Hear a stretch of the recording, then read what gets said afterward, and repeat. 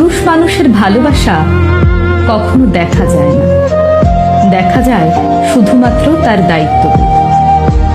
যে মানুষটা রোজ খেয়াল করে আপনার খোঁজ রাখে, আপনি খেয়েছেন কিনা, আপনার শরীর ভালো কিনা, এই প্রশ্নগুলো বারবার করে, সেই মানুষটার সবটা জুড়ে আপনি থাকেন।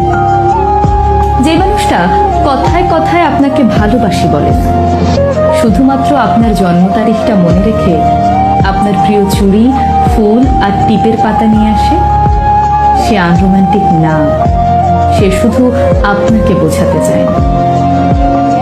আপনি সারাদিন অনলাইনে না থাকলে যে মানুষটা বাহানা করে আপনার কণ্ঠস্বর শুনতে চায়, অযথাই ফোন দিয়ে আপনাকে রাগিয়ে দেয়, সেই মানুষটা আপনাকে অবহেলা করে না, বরং আপনাকে প্রচন্ড মিস করে।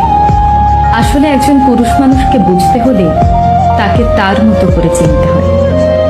তার পকেটের শূন্যতা, চোখের গভীরতা আর চুপচাপ থাকার মতো অদম্য সাহসিকতার আড়ালে একজন বোকাশোকা, সহজ সরল, সাধারণ মানুষ থাকে।